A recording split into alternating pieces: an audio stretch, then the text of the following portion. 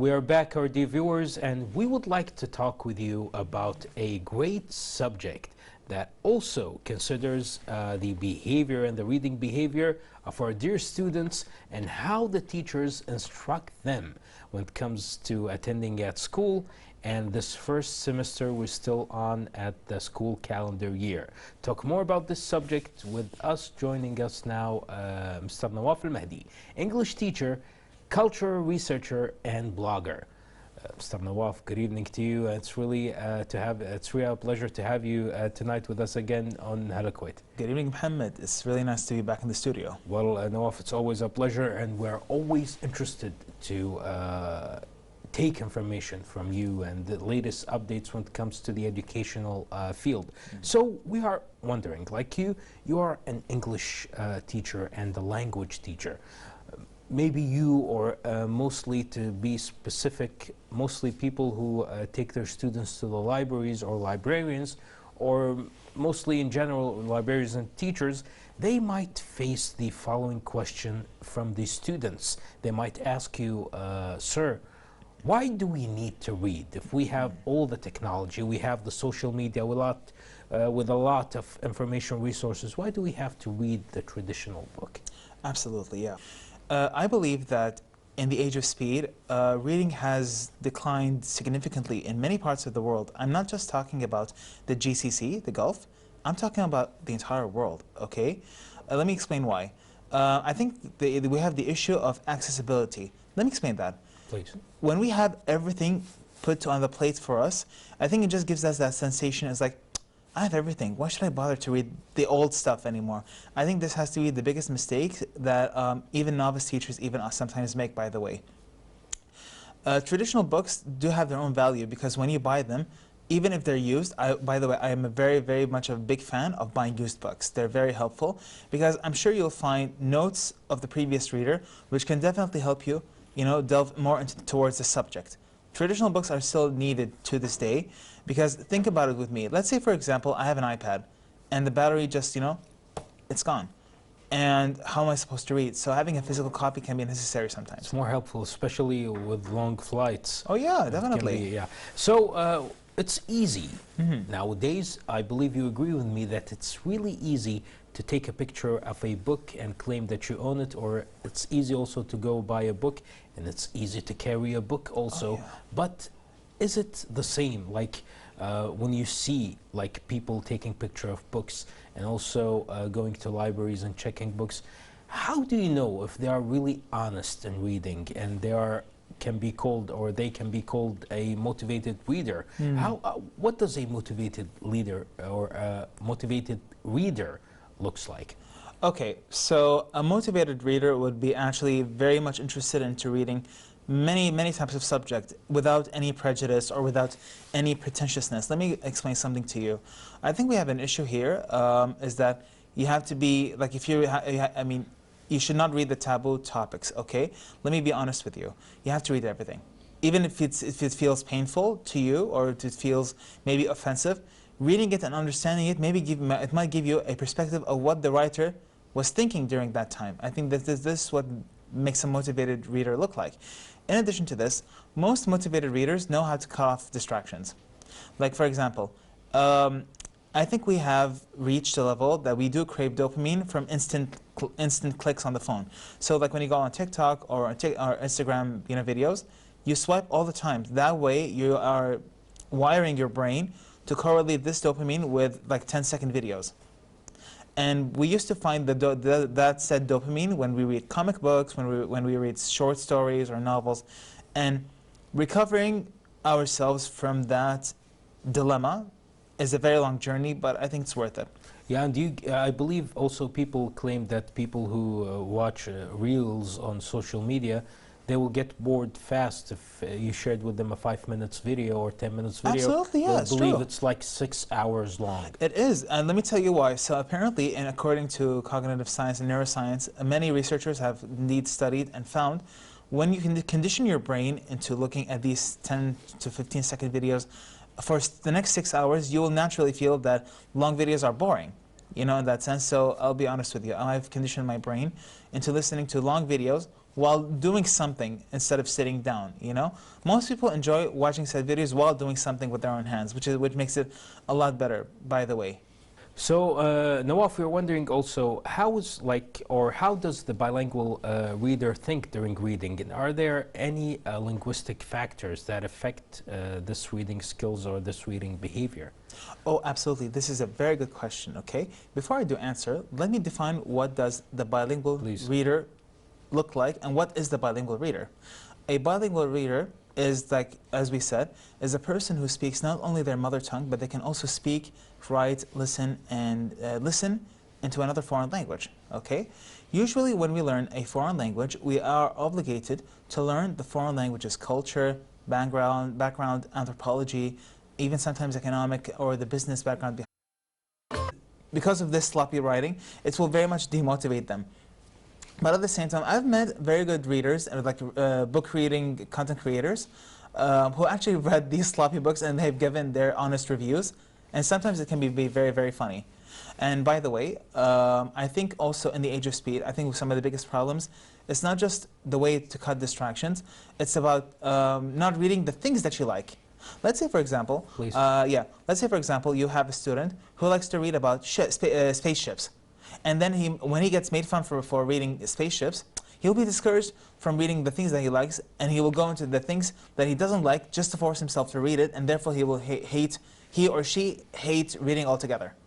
This is a very bad move, by the way. Yeah, and I believe I've learned also from my own resources and my own sources that, mashallah, a lot of parents, they're huge fans of you and the way you teach the students, and you're really beloved by students and their parents. So, Nawaf, when it comes to this, sometimes or most of the times, especially when it comes to parents meeting, they seek your advice. And what if one of the parents came to you, or the caregivers came to you, and they said, our child, or your student, our child, they really cannot leave their tablets or their smartphones, and we really would like them to read. But this is the problem, we cannot disconnect them from their tablets and their smartphones. So if they ask you for an advice about any good resources and applications they can use for their children and for themselves also when it comes to this rapid growth of technology and information and speed, what can you tell them? What kind of applications and resources would you recommend to them? Absolutely. Now, I'm going to be speaking now as a teacher, not just as a reader or a researcher, okay? I found this amazing app called iStoria. iStoria. So apparently this app was developed by the University of Oxford. Did you know that? Oh, that's great. It is. I never heard about it. Yeah, so I decided to do some digging for English teaching apps on the iOS, on the iPhone, and I found iStoria. And then when I did some more digging into blogs, they mentioned the app's name as one of the most amazing apps for teaching English. That's great. Yeah, let me tell you why. So apparently when I decided to use iStoria as a teacher to investigate how it works, apparently it is so amazing because first of all, it teaches the user how to read aloud, and there's also a function where you can click on the buttons or the expressions or the sentences. It will read aloud for you, and there's a button for it where you can practice your pronunciation, whether it's for US or UK English. Did you know that? Wow, that's really great and really useful and helpful also. And not only that, but also it will ask, the app will ask you when you sign up, like, okay, what is your mother tongue? So I click that my mother tongue is Arabic, and therefore it will teach me English, and then when I click on the words or the sentences on each story, it will show me the Arabic translation with context, how can it be used. Oh, and if the more you unlock more levels, it will help you sharpen your language through reading stories. Have you tried it with your students? I did recommend it to them, and some of them did try it, and they found a good difference with it, by the way. But I'm still trying to teach them to find good apps like iStoria, because bear in mind, the University of Oxford has an amazing department for linguistics and teaching foreign languages. And when they created this app, they made sure that the users will not only absorb the English language more efficiently through reading and using a smart device, but also it helps them, like differentiate the meaning from both the first language, which is their mother tongue, and the second language, which is the foreign language they're learning from. Well, that's really inspirational and also helpful when it comes to applications. And I believe you have also many resources. Oh yeah, I'm going to also add more to this. Please. By the way, I really recommend Takween bookstore in Kuwait. It's really good. I really recommend going there, by the way. And the Dhat al Salasil, the Dhat al Salasil bookstore in the avenues. I think I'm sure I've seen that they do like these nice reading events for children, because if you have a child that listens to an adult who knows how to be a good storyteller, I think that way you can actually engage them. You know that? In addition to this, I found this amazing educator for kids on YouTube. Her name is Miss Rachel. Okay, her account name is Miss Rachel. As a English teacher, when I found her content, it was quite amazing because she teaches children the basics of the English language for them. Well, that's really great, and I believe, Nawaf, we have many questions. We would like to know answers from your behalf with great valuable information you're sharing with us. But dear viewers, let's go and share with you this following report. Then we'll be back with Nawaf. Stay tuned.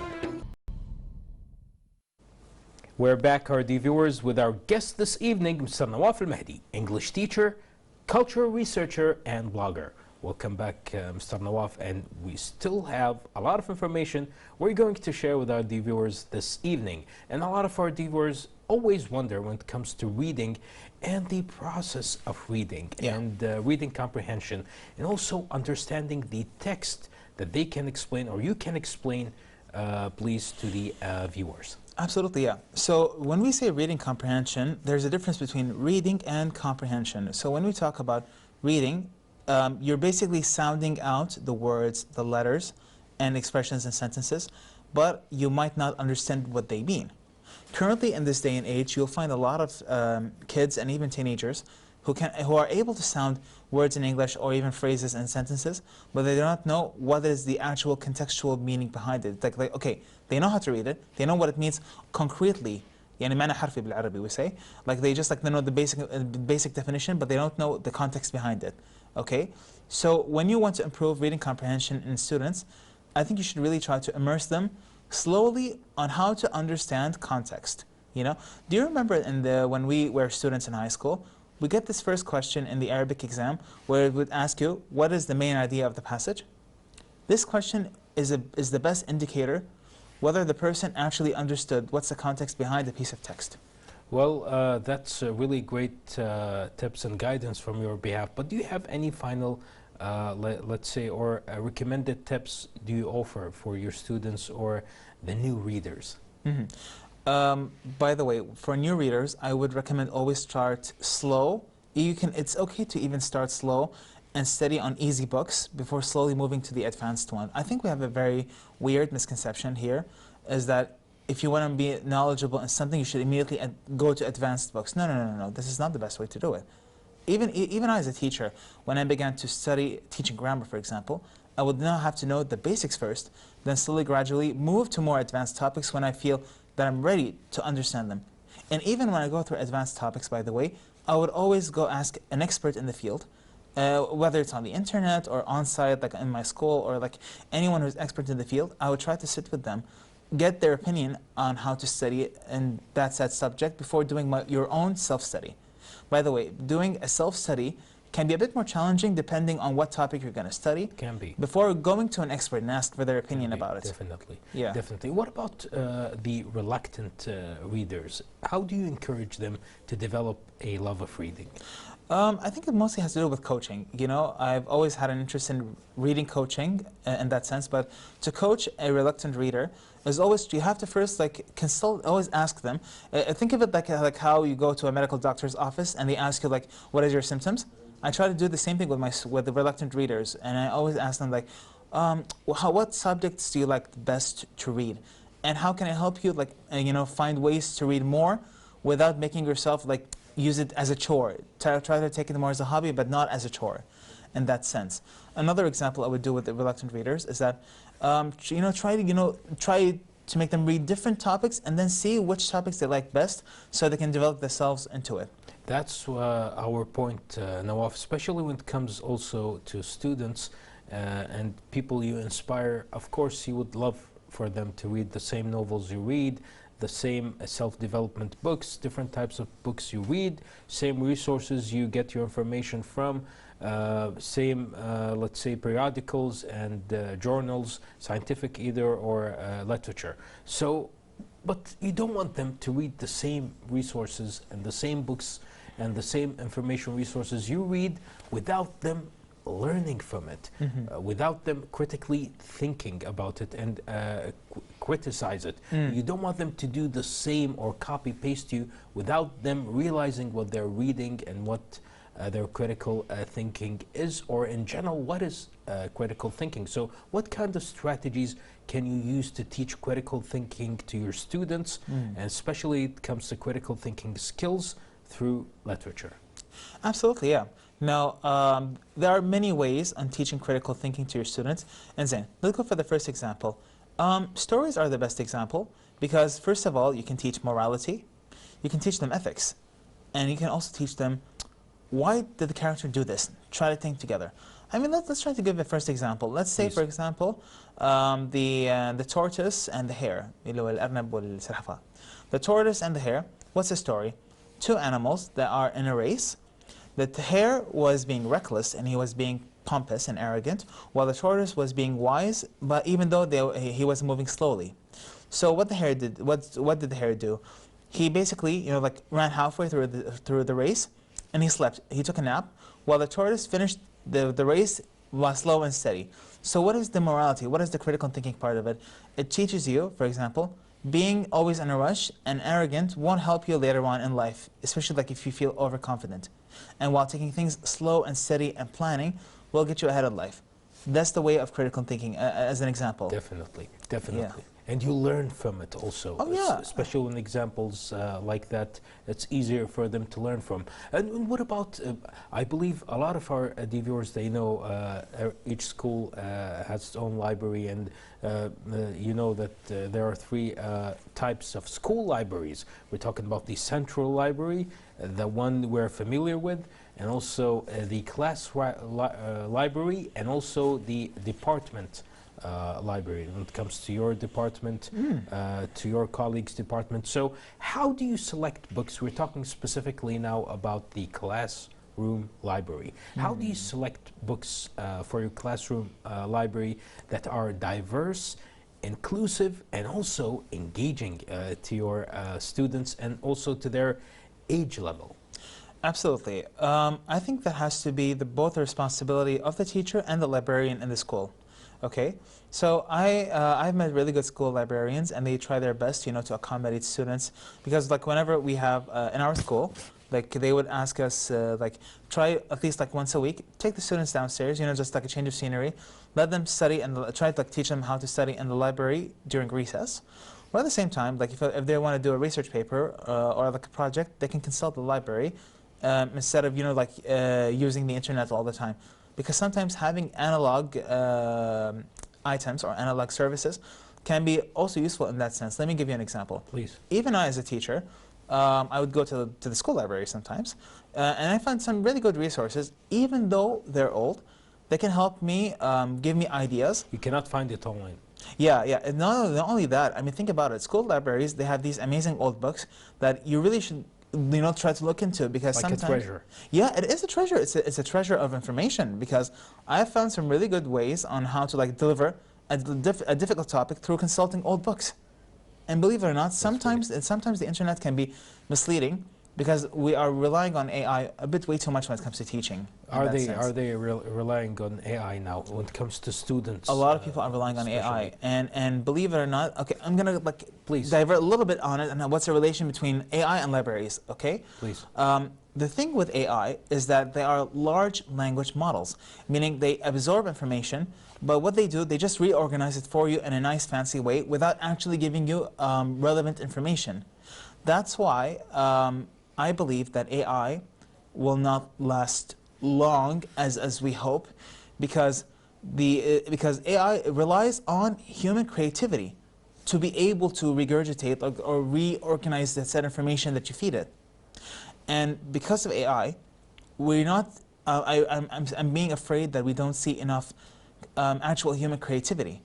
Because before the age of AI, you'll see a lot of people who have, used blood and sweat and tears to get into the final product that is generated by their own brain. You see what I mean? Exactly. That's why the old-fashioned libraries are very, very much important, even in schools, and they should get more funding, even public libraries too. Exactly. So, especially our the viewers watching us, especially the parents, they are really wondering about the effective ways you recommend to assist students' reading comprehension and also critical analysis skills. It can be really sensitive, this question or this information when it comes to not the strategies, the effective ways to assist students. It can be really challenging because you don't want them to feel that you are their teacher. You want to be their guide. You want to be their mentor, not their teacher when it comes to this. They don't want the traditional teaching process. That this is a curriculum, you have to memorize it and you have to follow it, because it might affect them the rest of their lives if it's done perfectly or if it's done with less improvement. So what do you recommend when it comes to analysis skills and critical analysis skills? Okay, so when it comes to critical thinking and assessing reading, there are private schools in Kuwait that are implementing the US education model when it comes to literacy. When we talk about literacy, it involves both language and mathematics. Okay, so when it comes to literacy for reading, there is an orthographic method formula where it is used to assess the reading level of a student, and it is done by a literacy interventionist. A literacy interventionist is a specialist teacher who gets like special diplomas and certifications that makes them extremely qualified to be able to assess the student, like an adult student, a high school student, and their reading level. And this is very important. That I really wish we can implement that in public schools, because that way we can assess not only the student's reading level in both Arabic and English and mathematics, but it also helps us be able to, how can we create a custom curriculum that would be able to be inclusive for said student in that sense. Well, that's really great, and such a great information you shared with us this evening, Nawaf. And before we end this amazing interview, and interview that's full of information regarding the skill of reading and how you are enhancing the students' skills when it comes to reading, is there any last word, please, from your behalf you can share with us and with our dear viewers? Absolutely. One of the last advice I can give is that you really should buy used books. You'll find a lot of hidden treasures in used books. I mean, sure, I recommend also, buying new books, but buying used books has more treasures than new books. That's just my piece of advice. Oh, and by the way, try to cut off your phone at least an hour a day, because we really need to replenish the sense of boredom, which can help us generate creativity through reading. Well, Mr. Nawaf, thank you, sir, for being this evening with us on Hala Kuwait, and we wish you the best of luck with the future endeavors and also this studying year and the rest of the semester and the second semester also. Thank you, Mohammed. Good luck. Thank you. Good luck. The viewers, we just had with us Mr. Nawaf Almahdi, English teacher, culture researcher, and blogger. Let's share with you now our third report of the evening, then we'll be right back. Stay with us.